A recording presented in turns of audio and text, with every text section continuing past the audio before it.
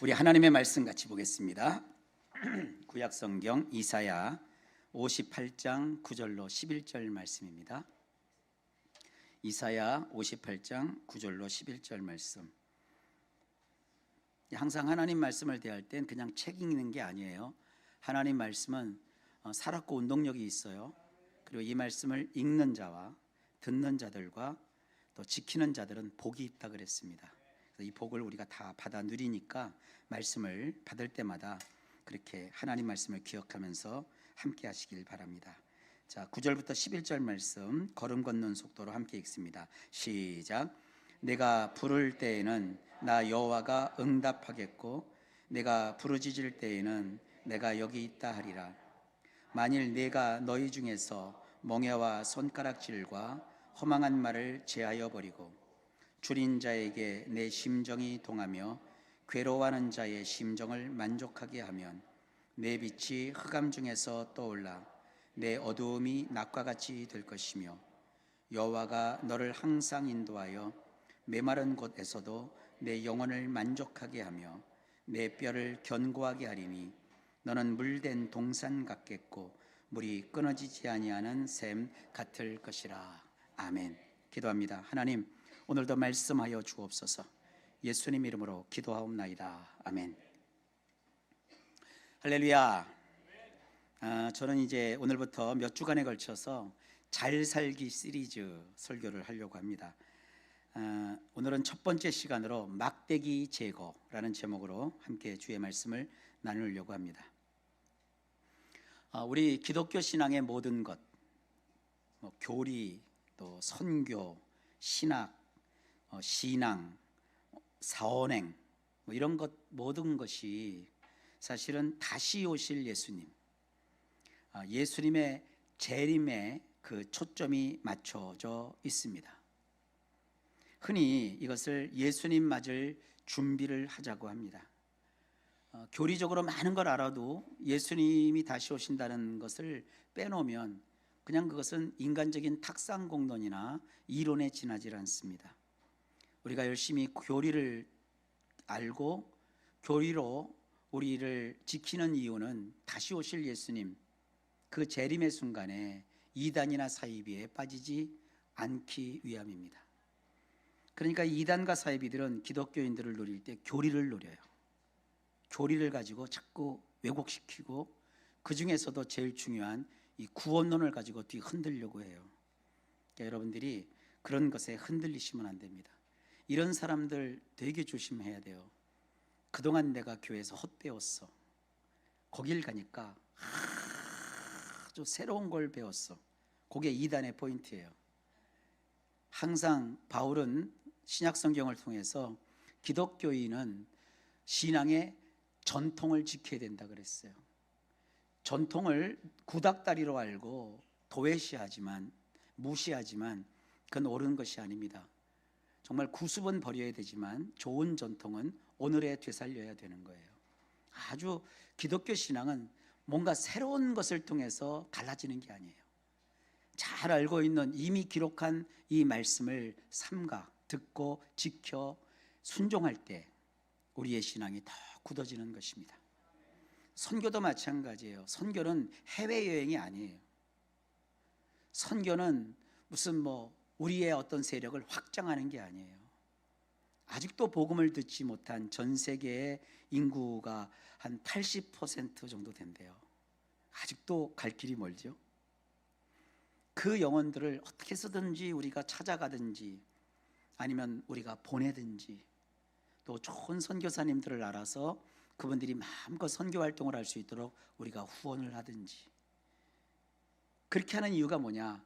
주님이 오시기 전까지 주님이 구원하고자 작정하시고 선택하신 그 영혼을 우리를 통해서 하나님이 구원하려는 그 뜻을 성경을 통해서 알려주셨기 때문에 우리가 그 일을 이루기 위함이에요. 그러니까 선교는 교회의 업적을 남기기 위한 것도 아니고 교회의 세력을 과시하려고 하는 것도 아닙니다. 한 영혼도 남김없이 찾아서 하나님께 돌아오게 하기 위해서 선교가 필요한 건데, 언제까지? 예수님 다시 오실 그날까지. 그래서 선교라는 게 꼭 해외만 나가서가 아니에요. 국내에도.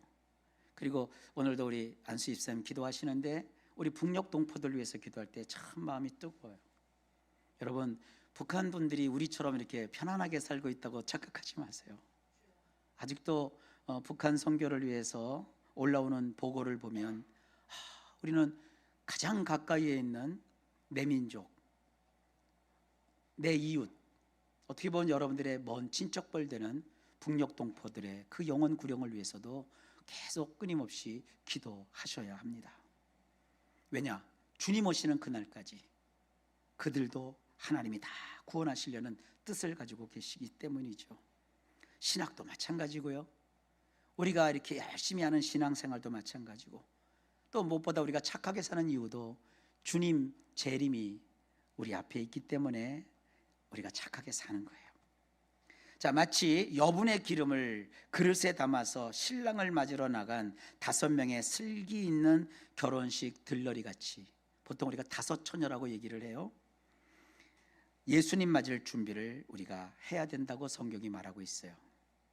그런 것이 어떤 것인지, 예수님 맞을 준비를 하는 것이 어떤 것인지 성경은 여러 가지 말씀으로 우리에게 교훈하고 있는데, 오늘은 제가 2 말씀만 소개하려고 합니다. 하나는 바울이 했던 재림을 맞는 준비법, 또 다른 하나는 마태복음을 기록한 마태가 기록한 예수님 맞을 준비법. 제가 우리 성경은 로마서 13장 11절로 14절에 바울이 한 얘기가 좀 어렵게 번역이 돼 있어서 쉽게 성도들이 이해할 수 있는 새번역 성경으로 제가 이 주보에다가 실어서 함께 보도록 했어요. 한번 읽어볼게요. 제가요. 여러분은 지금이 어느 때인지 압니다. 잠에서 깨어나야 할 때가 벌써 되었습니다. 지금은 우리의 구원이 우리가 처음 믿을 때보다 더 가까워졌습니다. 밤이 깊고 낮이 가까이 왔습니다. 그러므로 우리는 어두움의 행실을 벗어버리고 빛의 갑옷을 입읍시다.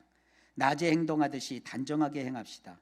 호사한 연회와 술취함, 음행과 방탕, 싸움과 시기에 빠지지 맙시다. 주 예수 그리스도로 옷을 입으십시오. 정욕을 채우려고 육신의 일을 꾀하지 마십시오. 이게 예수님 맞을 준비를 하는 사람들의 모습이에요. 또 마태는 이렇게 얘기를 해요. 그러므로 깨어 있으라. 어느 날에 너희 주가 임할는지 너희가 알지 못함이니라. 너희도 아는 바니 만일 집주인이 도둑이 어느 시각에 올 줄을 알았더라면 깨어 있어 그 집을 뚫지 못하게 하였으리라. 이러므로 너희도 준비하고 있으라. 생각하지 않은 때에 인자가 오리라. 충성되고 지혜 있는 종이 되어 주인에게 그 집 사람들을 맡아 때를 따라 양식을 나눠줄 자가 누구냐. 주인이 올 때에 그 종이 이렇게 하는 것을 보면 그 종이 복이 있으리로다. 이것은요, 바울과 마태가 말하는 재림 준비, 아주 완벽한 준비법이에요. 하지만 솔직히 우리 자신의 삶, 나의 태도, 내가 하는 행동, 이런 걸 돌아보면 바울이나 마태가 얘기하는 예수님 맞을 준비를 제대로 우리가 잘하며 살기에는 우리가 너무 바쁘고 버겁고 분주합니다. 바울이 말한 것처럼 율법 그대로 지키는 유대인들처럼 잠들지 않고 늘 깨어서 어둠의 행실을 일절 다 벗어버리고 완벽하게 빛의 갑옷으로 중무장을 하고 지낼 수 있을까? 우선 그 뜻부터 너무 어려워요. 빛도 알겠고 갑옷도 알지만 빛과 갑옷을 합쳐서 빛의 갑옷이라고 할 때 빛의 갑옷이 뭘까? 번쩍번쩍 우리가 빛나야 되는 뭔가 있는 것일까? 빛의 갑옷은 무엇을 의미하는가? 거기서부터 우리가 막히지 않습니까? 물론 건전한 신학 해석으로 하자면 이 빛의 갑옷이라는 것은 하나의 상징이에요. 그리스도인으로서의 바른 생활을 뜻해요. 그러니까 빛의 갑옷을 입자는 것은 예수 믿는 사람답게 사는 삶을 뜻하는 거거든요. 어쨌든 그 외에도 뭐 호사한 연회, 이 호사한 연회, 결혼식 갈 때 그 연회가 얼마나 호사스러워요. 옛날엔 결혼식해도 국수 말아 먹었지만 요즘 진짜 결혼식 갈 때 국수 말아주면 어떻게 돼요? 난리 납니다. 그래도 요즘은 결혼식 하면 막 어마어마한 식탁을 마련해 놓지 않습니까? 그런 식탁이 호사한 연회예요. 그러니까 주의 재림을 맞이하며 살 때는 그러한 호사한 연회 그런 것도 하지 않고, 또 술은 한 방울도 입에 대지 않고, 음란하거나 야한 것을 아예 쳐다도 안 보고 생각도 안 하고 유혹에 끌리지도 않고, 심지어 사소한 말다툼이나 험한 몸싸움에 이르기까지 모든 종류의 싸움을 하지 않고, 남이 가진 것을 부러워하거나 시기하지 않아야 완벽한 재림 준비법이요. 이런 원리 원칙대로 우리 삶을 적용해서 평가해 보면 커트라인에 걸리는 일도 결코 쉽지 않아요. 그렇다면 우리는 모두 예수님 맞을 준비에 실패한 자들이 되고 맙니다. 여러분, 이렇게 지키지도 못할 삶의 방식을, 율법보다 더 어려운 삶의 방식을 재림을 준비하는 우리에게 하나님이 요구하시는 것일까요? 그래서 성경 해석이 참 중요합니다.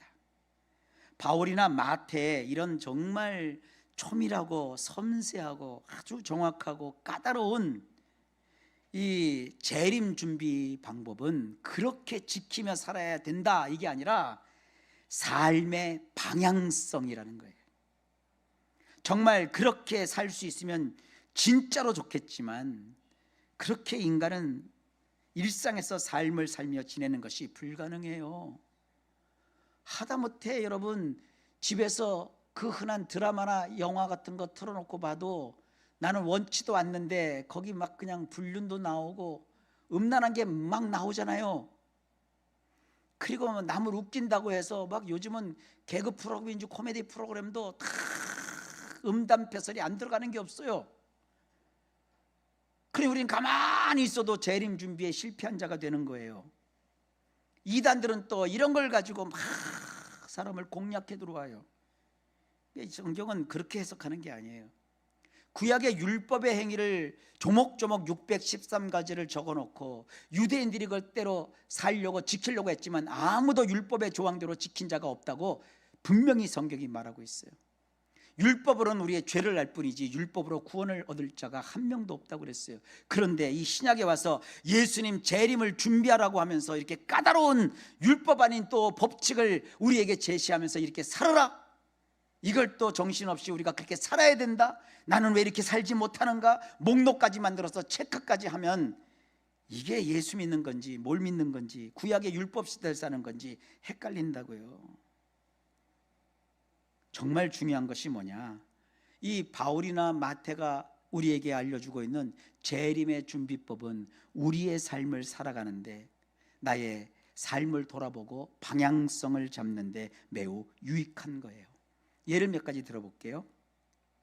살다 보면 마음이 게을러져서 어떤 때는 교회 가기가 싫고, 기도는 해야 되겠다 마음은 먹었는데 기도가 잘 안 나오고 그럴 때가 있어요. 그럴 때 바울의 재림 준비법이 나의 인생의 방향성을 제시해요. 아까 읽어드렸지만 바울이 이렇게 얘기합니다. 여러분은 지금이 어느 때인지 압니다. 잠에서 깨어나야 할 때가 벌써 되었습니다. 지금은 우리의 구원이 우리가 처음 믿을 때보다 더 가까워졌습니다.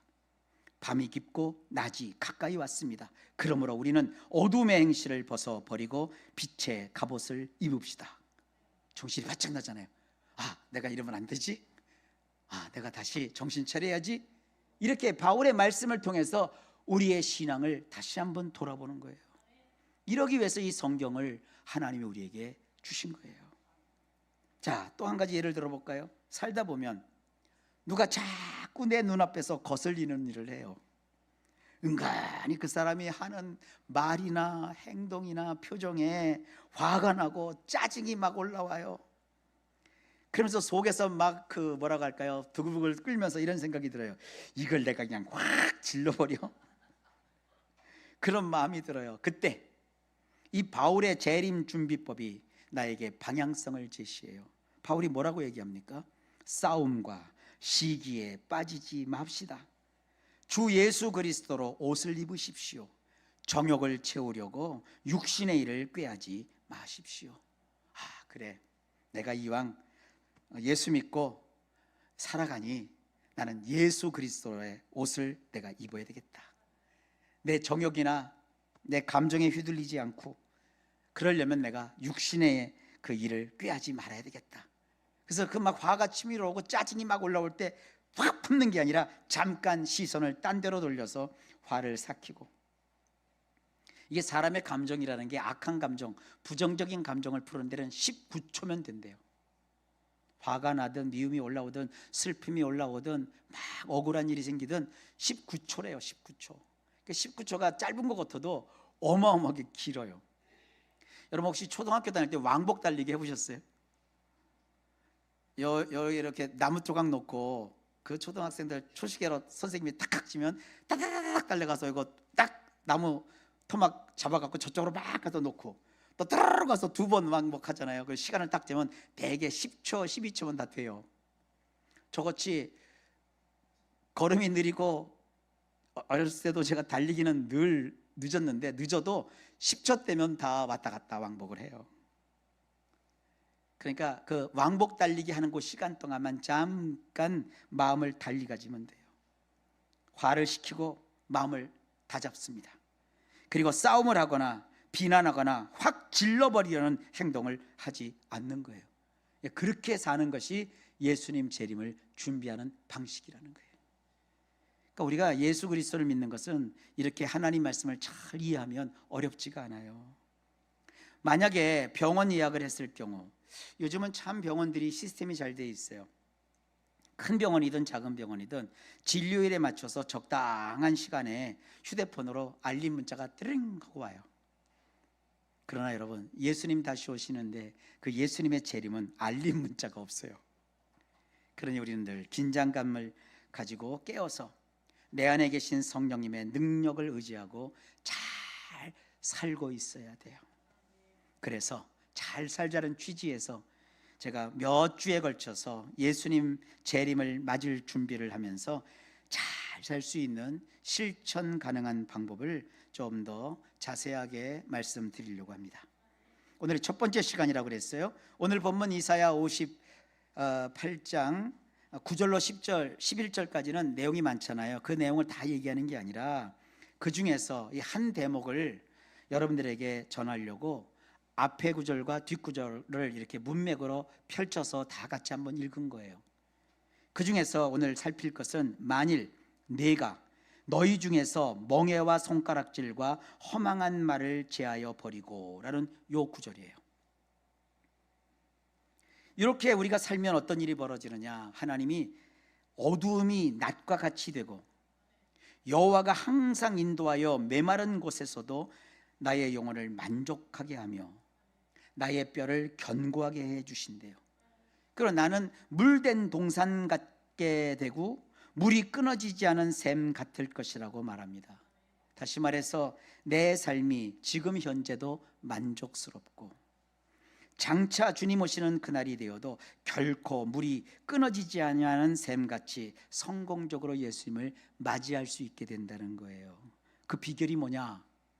만일 내가 너희 중에서 멍에와 손가락질과 허망한 말을 제하여 버리면 그랬어요. 근데 이 말씀을 우리 성경으로 보면 멍에가 뭐야? 손가락질, 허망한 말, 이게 도대체 어떻게 연결이 되는 거지? 생각을 하게 되잖아요. 근데 원문으로 보면 이렇게 돼 있어요. 그래서 시브리 원문에서 그대로 직역을 해서 제가 이것도 주보에다가 실어놨어요. 뭐라고 돼 있느냐? 만일 내 속에 있는 막대기를 빼내버린다면, 곧 손가락을 뻗어 지적하는 것과, 이게 우리나라 말에 이게 없어갖고 그냥 원어 그대로 얘기합니다. 아벤을 말하는 건 말이다. 내 속에 막대기가 있는데 그 막대기를 빼면 네가 잘 살게 된다는 거예요. 이 막대기를 원문으로 모타라고 합니다. 이 모터 말고요, 모타라고 하는데, 이 모타는 뭐냐 하면 소를 통제하기 위해서 소 어깨에다가 지우는 멍에입니다. 멍에같이 단단하고 강한 막대기를 뜻해요. 그런 멍에와 같이 아주 단단하고 강한 막대기가 우리 속에 있다는 거예요. 하나님은 그것을 우리더러 빼래요. 하나님이 빼주시는 게 아니라 우리더러 빼내래요. 너희가 그걸 빼내면 어두움이 낮과 같이 되고 메마른 곳에서도 네 영혼이 만족하게 되고 네 뼈가 견고해진대요. 이 뼈가 견고하다는 것은 무슨 뜻이냐? 건강하게 살 수 있다는 뜻이에요. 그리고 너희 삶이 물된 동산 같대요. 동산인데 물이 안 들어가 봐요. 그 화초가 다 말라 죽잖아요. 근데 매일 물이 공급되는 그런 정말 푸르는 그런 물된 동산 같게 하신대요. 우리 인생이. 그 막대기는 근데 다름 아니라 딱 두 가지래요. 하나는 지적질이고 또 다른 하나는 조금 이따 말하는 아벤을 말하는 거래요. 자, 먼저 지적질에 대해서 말씀드릴게요. 우리 예수님도 이렇게 말씀하셨거든요. 마태복음 7장 3절에 어찌하여 형제의 눈 속에 있는 티는 보고 내 눈 속에 있는 들보는 깨닫지 못하느냐. 우리 예수님이 말씀하셨던 이 들보를요, 도코스라고 하거든요. 이 도코스가 뭐냐면 나무 기둥입니다. 나무 기둥. 그러니까 자기는 눈 속에다가 나무 기둥이 있어요. 우리는요, 사실 딱딱하고 길쭉한 나무 기둥처럼 일종의 편견을 가지고 남을 봅니다. 그래서 아주 쉽게 별 생각 없이 손을 내밀어 그를 가리키면서 그의 흉을 보거나 혹은 그를 깔보기도 해요. 그러나 여러분 생각해 보세요. 이건 옛날에 제가 너무 많이 썼던 예화인데, 남을 지적할 때 손을 이렇게 쫙 하면 하나는 하나님을 향하고 하나는 너를 가리키지만 손가락 세 개는 나를 가리켜요. 이게 성경이 말하고 있는 인생에 있어서 나무 기둥 같은 행동이에요. 남을 향한 손가락질은 결국 내 삶에서 나의 행복을 스스로 망치는 거예요. 야고보서 1장 19절에 그래서 이렇게 말하고 있거든요. 내 사랑하는 형제들아 너희가 알지니 사람마다 듣기는 속히하고 말하기는 더디하며 성내기도 더디하라. 요즘 사람들은 다 성나 있어요. 그래서 그냥 여기 가다가 앞에 차들이 막 그렇게 걸꾸적 그러면 사진 찍어갖고 신문고에 올리고, 지가 운전하다 보면 다 뭐 거기다 이렇게 하얀 선에 닿기도 하고 뭐 그러지 않아요, 솔직히? 근데 내가 하면 다 로맨스고 남이 하면 다 불륜인 것처럼 그냥 사람들이 지금 다 화나 있어요. 이게 이 사회가 자꾸 사람을 막 정의의 이름으로 화를 내고 뭐 가지각색의 뭐 일을 해갖고 막 사람의 막 염장을 지르고 막 그래요. 그렇게 살면 우리가 스스로 불행하고 그런 거예요. 하여간 막 어디 가든지 소위 말하는 민원 남성, 민원 여성들이 많이 있어요. 불편함을 자꾸 얘기하는 거 개선이 되긴 해도 이게 말이죠, 이게 아주 습관적으로 하다 보면 소위 말하는 좀 안 좋은 얘기죠. 불평하는 사람이 돼요. 그건 자기 자신을 망치는 거고 내 속에 있는 막대기예요. 그러니까 여러분들 뭐 바른 얘기를 하지 말라는 얘기는 절대 아니에요, 하나님께서. 그러나 이것이 때로 지적질이 되면 내 눈에는 나무 기둥이 있으면서 다른 사람 눈에 있는 티만 보는 그런 행동일 수 있다는 거예요. 이걸 조심하기 위해서 성경이 친절하게 알려주잖아요. 사람은 듣는 것은 속히 해라, 잘 들어라. 그러나 말하는 것은 좀 말하지 말라 그러지 않았어요? 더디하라. 말할 때 말하더라도 조금 더디해라. 또 성내지 말라 그것도 아니에요. 성을 낼 때는 낼 수도 있어요. 하지만 성내는 것도 더디하라. 이게 아주 중요한 재림을 준비하는 사람들의 잘 사는 법입니다. 또 다른 하나의 막대기는 이 아벤을 말하는 건데, 이 아벤이라는 말이 뭐냐면요, 재난을 불러일으키는 것을 아벤이라고 그래요. 어떤 재앙이나 재난이나 트러블을 일으키는 그런 것을 통틀어서 아벤이라고 해요. 그런 것을 입으로 말하는 거, 이런 것은요, 손가락을 들어서 상대방을 지적질하는 것을 넘어서 이것은 아예 상대방의 감정, 기분, 생활, 인권, 가정, 삶, 그것에 대해서 아예 상체기를 내고 박박 긁어대서 정신줄을 놓게 만드는 매우 심각한 언어 폭행이고 폭력입니다. 이것이 인간 속에 들어있는 하나님이 제거하라는 모타, 막대기예요. 사람이요, 어디 이렇게 다치면 약 바르면 나아요. 칼에 베도 소독하고 항생제 맞고 또 뭐 주사 맞고 그러면 회복이 돼요. 근데 마음에 감정이 다치면 그는요 어떻게 치료가 안 돼요. 살찌기 인생을 살면서 내가 내 안은 감정을 상한다 할지라도, 상하는 일이 있다 할지라도 적어도 나와 함께 가까이 있는 사람에게만큼은 될 수 있으면 감정의 상처를 내지 않도록 여러분 노력하는 게 예수님 재림을 준비하는 사람의 삶의 방식이에요. 잠언 18장 21절에 이렇게 말하고 있어요. 죽고 사는 것이 혀의 권세에 달렸나니 혀를 쓰기 좋아하는 자는 그 열매를 먹으리라. 세상에 우리 혀에 권세가 있대요. 근데 이 권세가 어느 정도 대단하냐면 나의 말 한마디에 상대가 죽기도 하고 상대가 살기도 한대요. 이 혀를 쓸 때 자기가 쓴 그 혀대로 내가 그 열매를 먹는 거예요. 그리고 잠언 16장 24절에 말하기를 선한 말은 꿀송이 같아서 마음에 달고 그리고 그 뼈에 양약이 된대요. 보약보다, 영양제 주사보다 이 선하고 좋은 말, 이것이 너도 좋고 나도 좋고 서로 좋은 그런 환경이 된대요. 잠언 25장 11절에 이렇게 말하고 있어요. 경우에 합당한 말은 아로 새긴 은장반에 금사관이라. 은도 돈이고요, 금도 돈이에요. 그러니까 경우에 합당한 말은 돈이 된대요. 이 쇼핑 호스트도요, 경우에 합당한 말을 잘하면 대박 치는 거예요. 사람과 함께 교제하고 판촉하고 영업하는 분들은 얼마나 그 경우에 합당한 말을 해야 됩니까? 냉장고를 팔러 가서 에어컨 얘기하면 경우에 합당한 게 아니잖아요.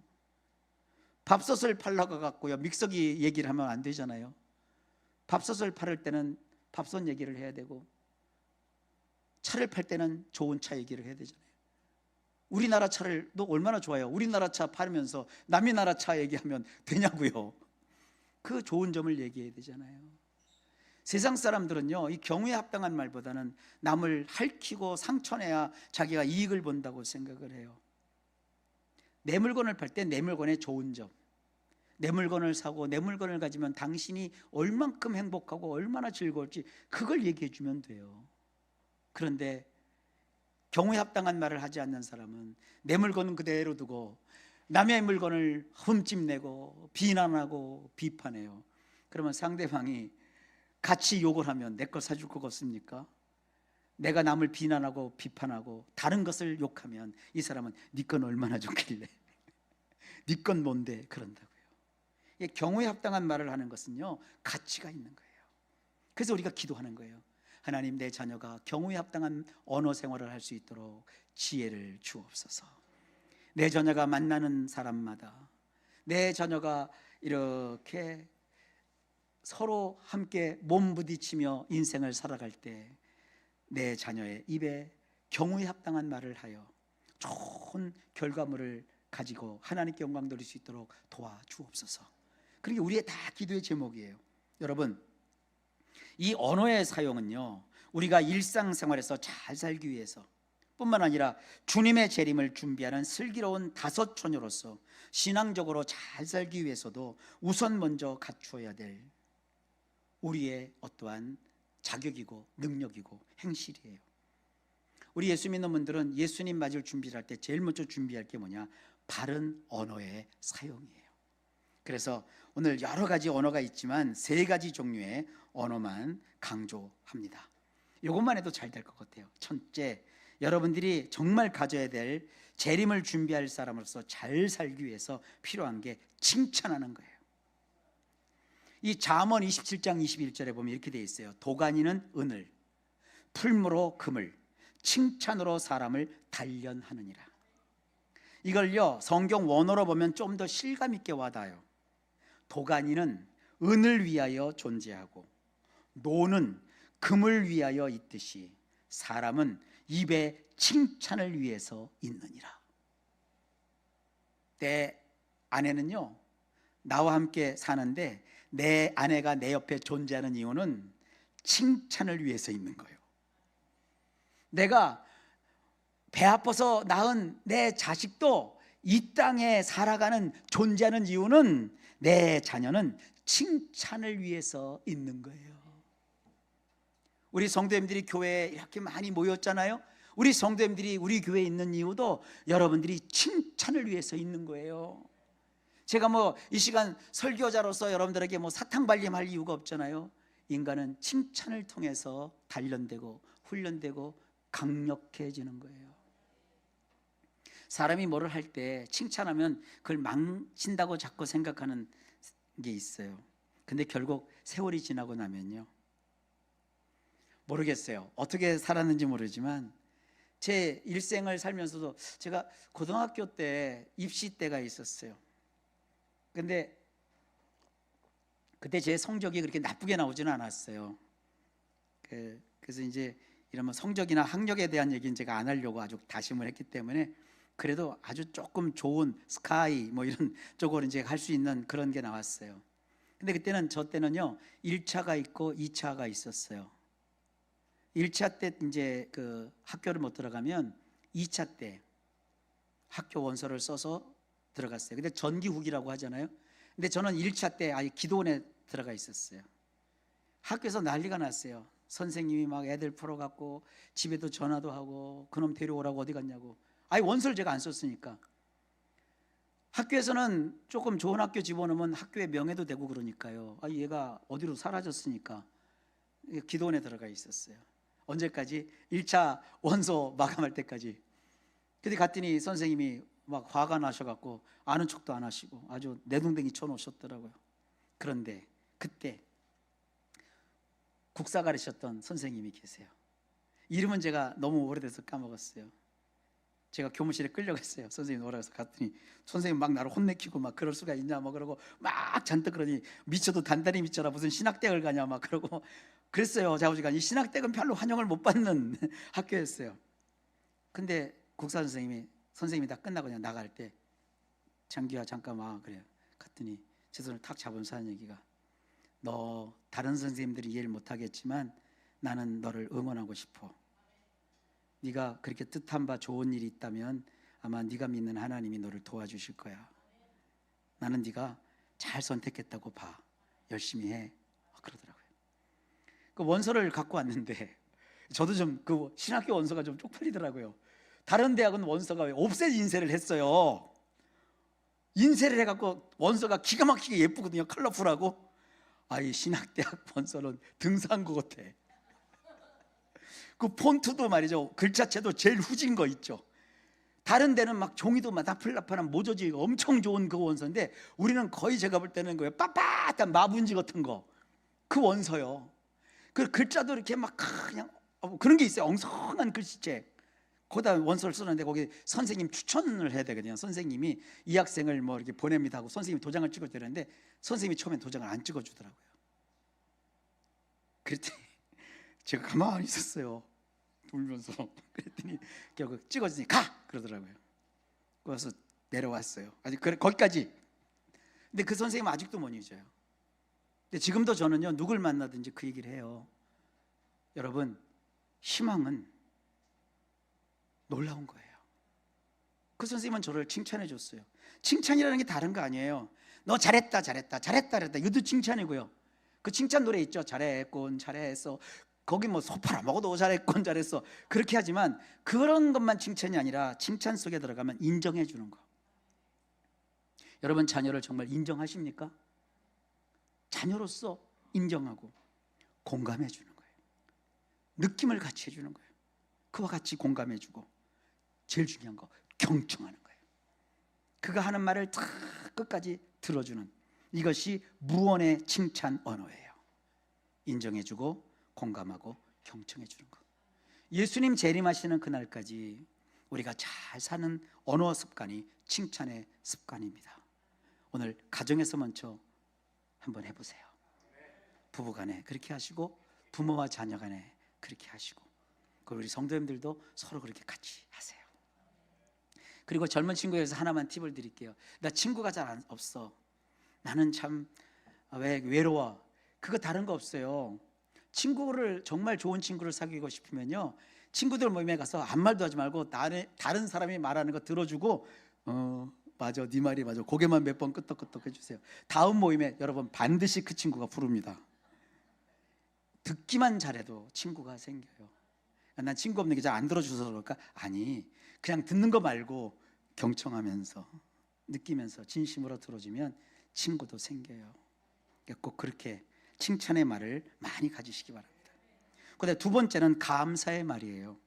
에베소서 5장 4절에 누추함과 어리석은 말이나 희롱의 말이 마땅치 아니하니 오히려 감사하는 말을 하라.